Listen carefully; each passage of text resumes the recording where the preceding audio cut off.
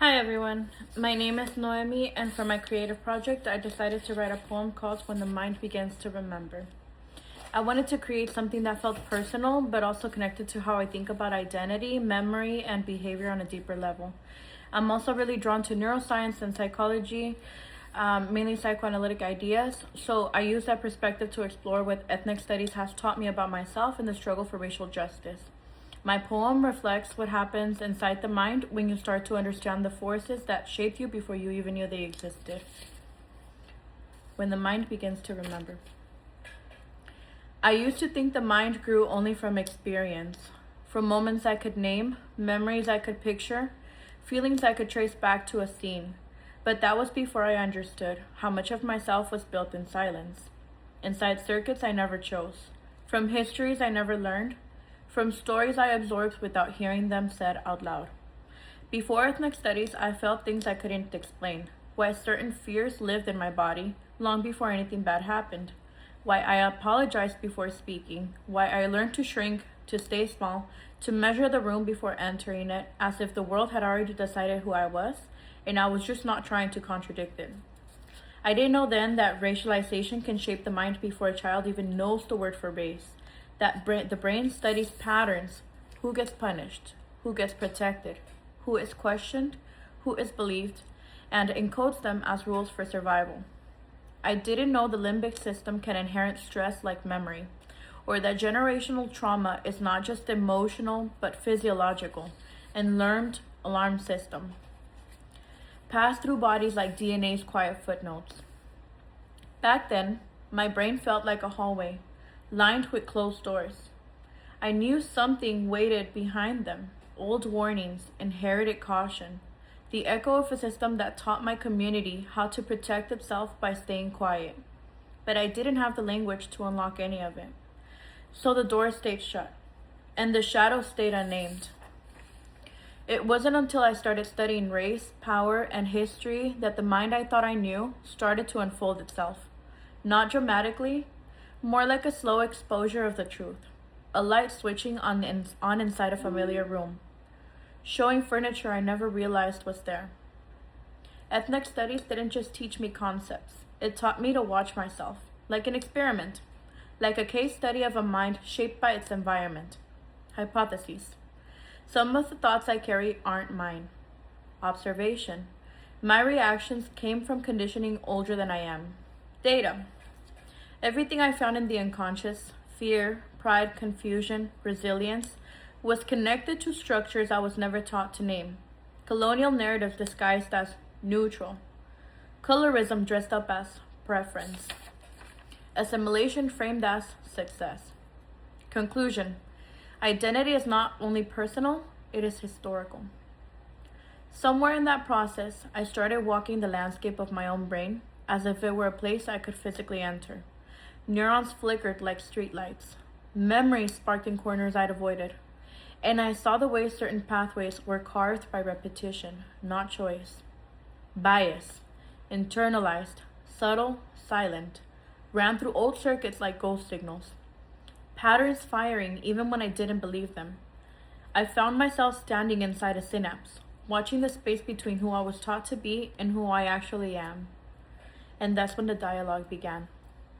One voice, the conditioned self, whispered familiar lines. Don't take up space. Don't question the world. Don't break what was taught to keep you safe. This voice spoke the grammar of oppression, the learned logic of racial hierarchy, the reflex to doubt myself before anyone else had the chance. The other voice, the one ethnic studies woke up, answered back. None of this was meant for your silence. Look again. Name what you inherited. Unlearn what harms you. Rewire what survives in you only by habit. This voice spoke the language of resistance, the tone of self-definition, the clarity that comes when a person finally studies the systems that studied them first. I didn't expect those two parts of myself to ever speak to each other, let alone understand each other. But they did. Slowly, painfully, honestly. I learned that oppression doesn't only live outside, in laws, institutions, stereotypes, headlines. It lives in cognitive schemas, in the autonomic nervous system, in somatic memory that tightens the body before the mind even understands why. Injustice, real justice, begins where the mind learns to stop confusing survival with truth. Ethnic studies gave me language for everything my body already knew. It showed me that what I once called instinct was actually history running through my bloodstream. It taught me that identity isn't just what I feel, it's what generations before me endured, resisted, rebuilt. It taught me that consciousness isn't a destination.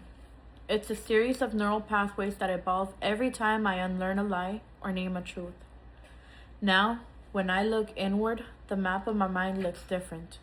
There are new pathways forming, ones built from clarity instead of fear, from knowledge instead of silence.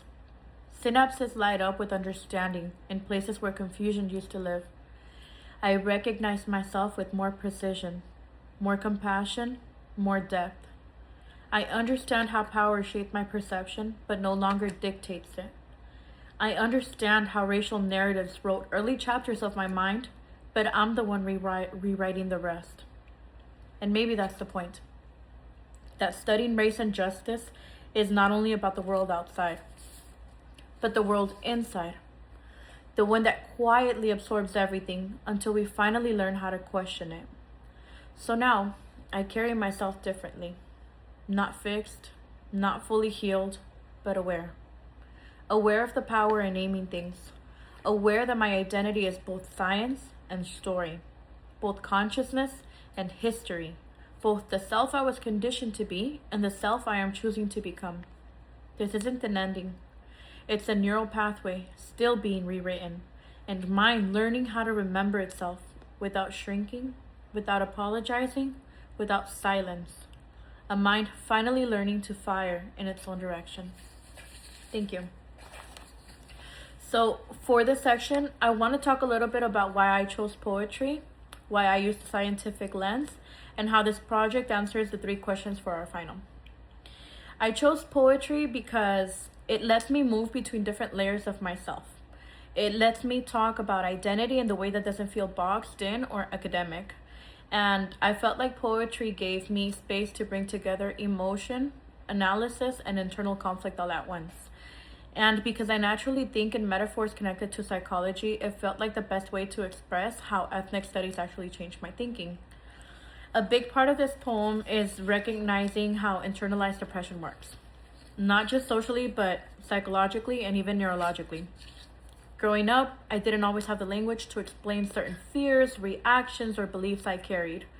Ethnic studies gave me a framework to understand that there are a lot of those things that come from systems that shape communities across generations. And so to answer the question, what does ethnic studies mean to me? For me, ethnic studies is a way of finally seeing the internal map, the thoughts, reactions, and patterns that were shaped by race and power long before we ever noticed them. It helped me understand myself with way more precision, as I mentioned in my poem as well. And to answer the second question, what struggles for racial or social justice do I identify with? I connect most with the struggle against internalized oppression. The kind that lives inside the nervous system, the kind that teaches us to shrink, doubt ourselves, or read situations through fear instead of confidence.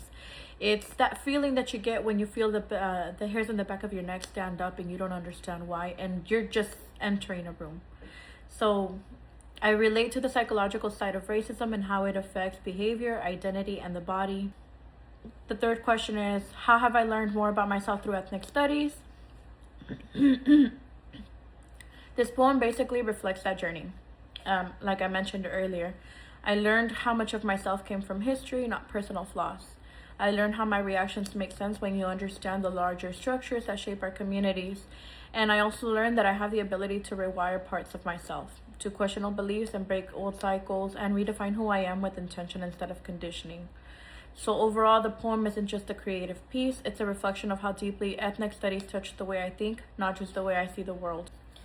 I'd like to take a moment to thank you for listening, and I'd like to let you guys know that writing this actually meant a lot to me because it helped me understand myself on a different level, socially, neurologically, and I feel like I'm walking away from this class with more clarity, more language, more understanding, more awareness on both my identity and my place in the bigger picture. Thank you.